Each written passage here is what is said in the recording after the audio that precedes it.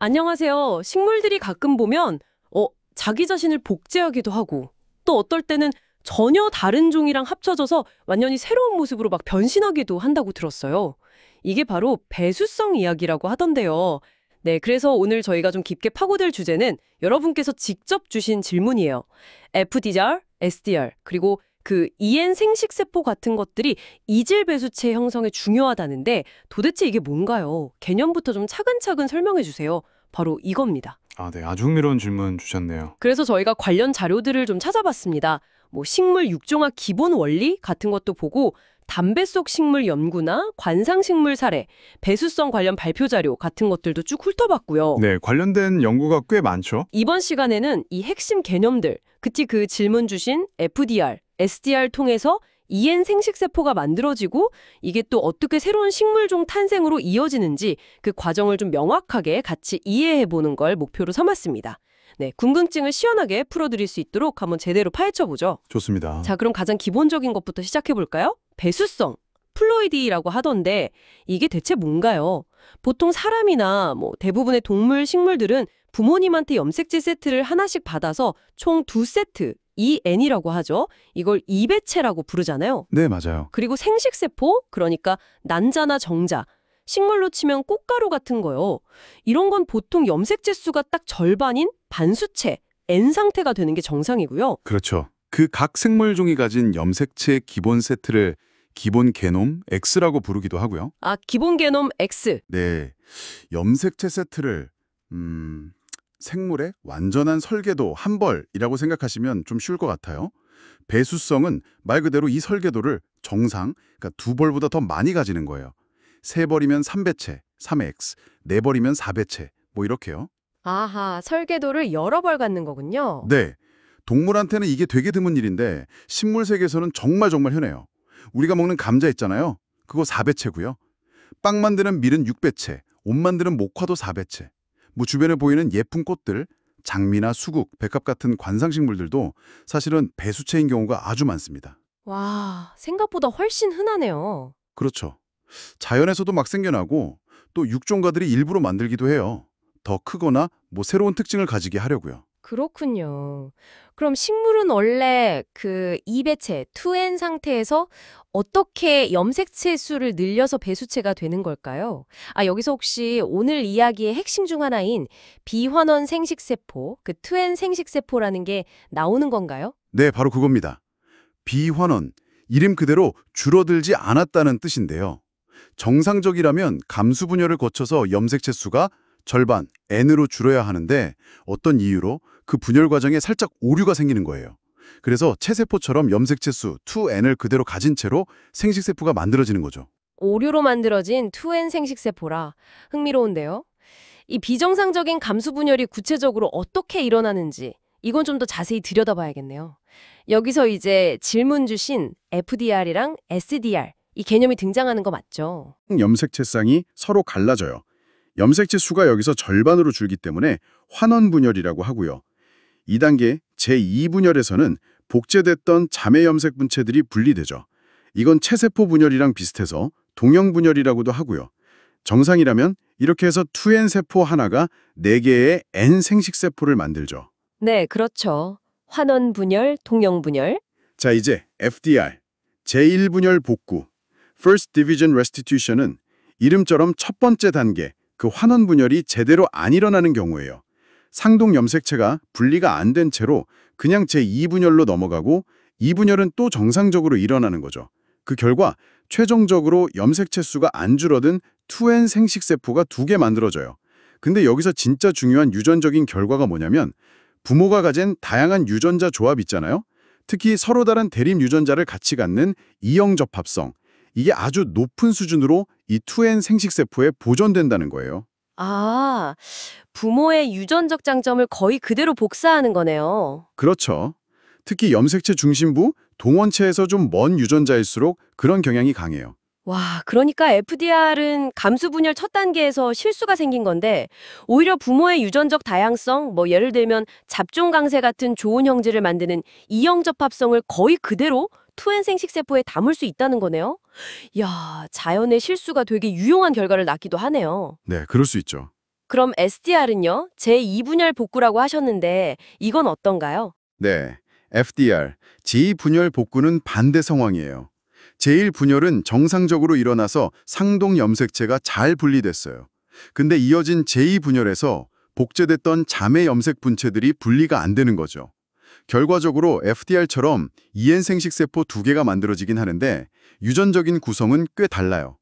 SDR로 만들어진 이엔생식 세포는 염색체 중심부, 동원체랑 유전자 교차가 일어난 지점 사이 영역의 유전자들이 동형 접합선을 띌 확률이 아주 높아져요. 동형 접합성이요? 네, 그러니까 부모한테서 물려받은 두 개의 다른 대립 유전자 중에서 어느 한쪽만 갖게 되는 거죠.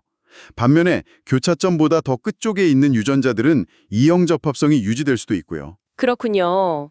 FDR은 이형 접합성을 잘 보존하고 SDR은 특정 부위, 특히 중심부 근처 유전자들을 동형 접합적으로 만들 가능성이 높고, 그러면 자연에서나 아니면 식물 육종할 때 어떤 오류, 그러니까 FDR이나 SDR 중에 뭐가 더 유리하거나 선호될 수도 있을까요? 예를 들어 육종가 입장이라면 뭘 더 반길 것 같으세요? 그거 아주 좋은 질문인데요. 상황에 따라 다를 수 있어요.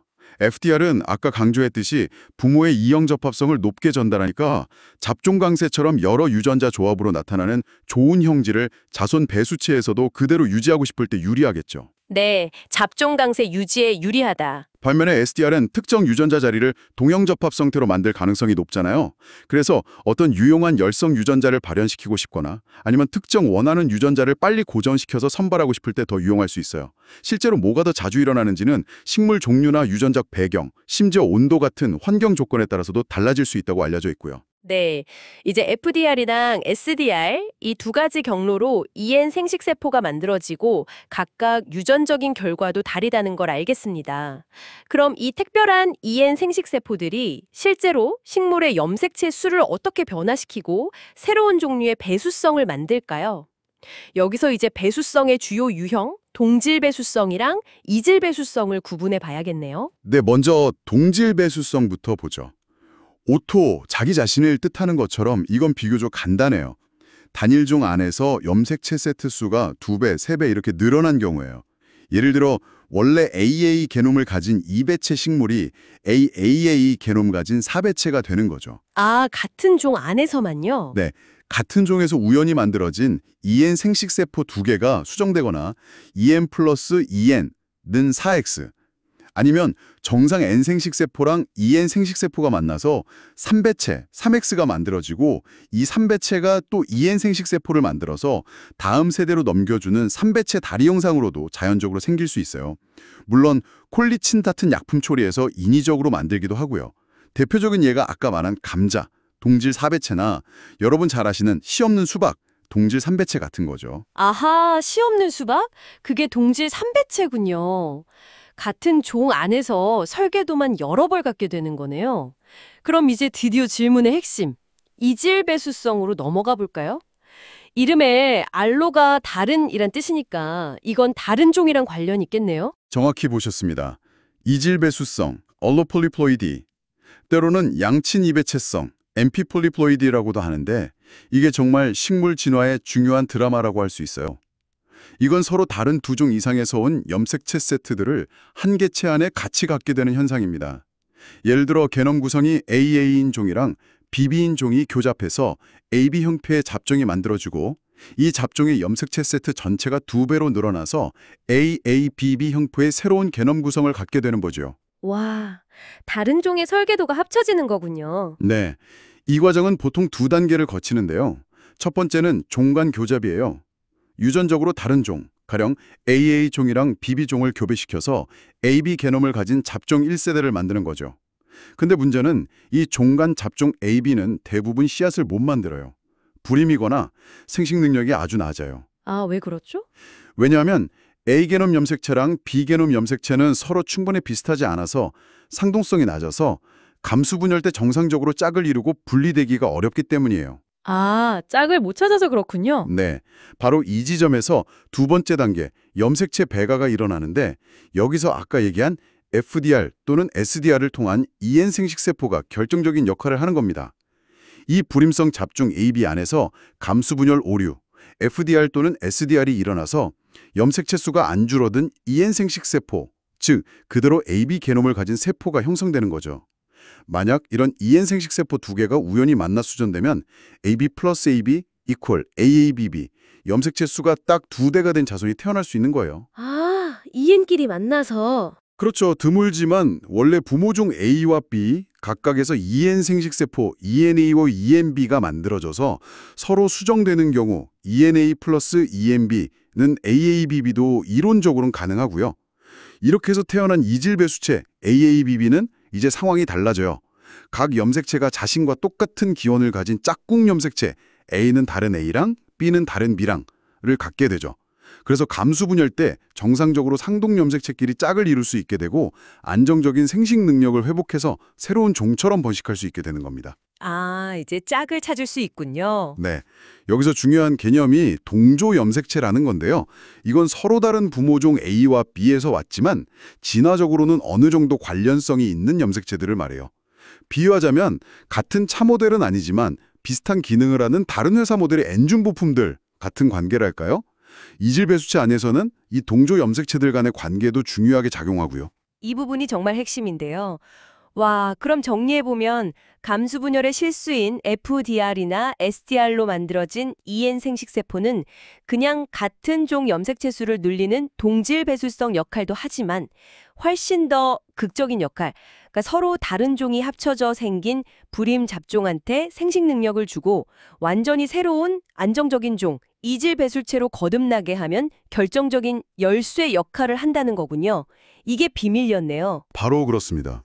이게 식물 진화와 다양성 증가에 엄청난 영향을 미친 메커니즘이에요. 실제로 지금 지구상에 있는 속시식물의 상당수가 그 진화 과정에서 한 번 이상은 배수와 특히 이질 배수와 사건을 겪었을 걸로 추정해요. 정말요? 그렇게 많아요? 네, 우리가 잘 아는 작물들만 봐도요. 빵 만드는 밀, AADD 6배체는 무려 3종류의 다른 야생 조상종이 단계적으로 합쳐져 만들어졌고요.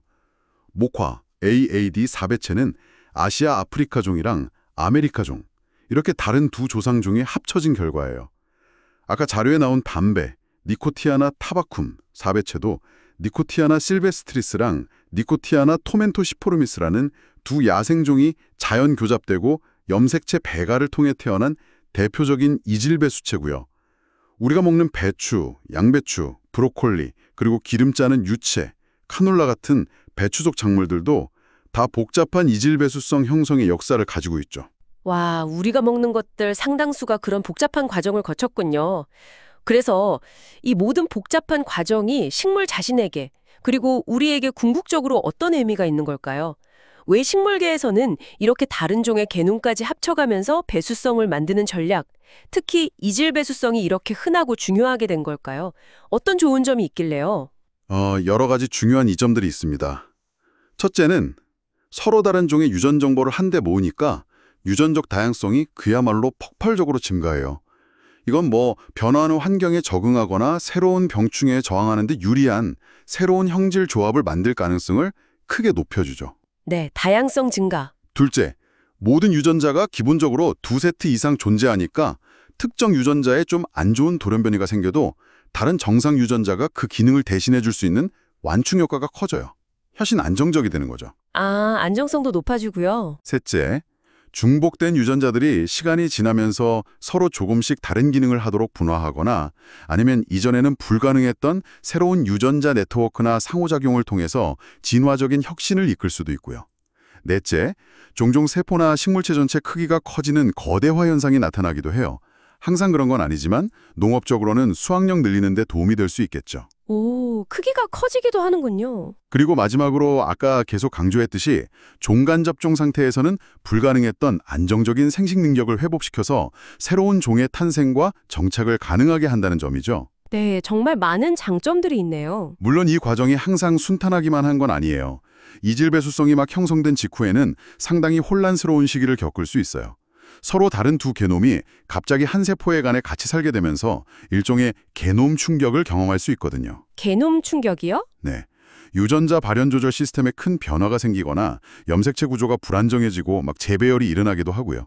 또 감수 분열 과정에서 원래는 짝을 이루면 안 되는 서로 다른 종에서 온 동조 염색체들끼리도 일부 짝을 이루려는 경향이 나타나서 여러 염색체가 엉겨붙는 다가 염색체를 형성할 수 있어요.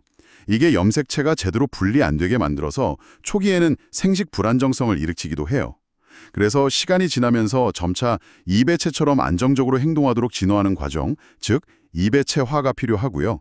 담배성 연구 사례에서도 봤듯이 두 부모한테서 물려받은 유사한 유전자들 사이에서 한쪽 부모 유전자만 우세하게 발현되는 발현 편향 현상도 흔하게 관찰되는데 이것도 새로운 표현형 만드는 데 기여하기도 하죠. 당연히 유전 양상도 단순 멘델 법칙보다 훨씬 복잡해지고요.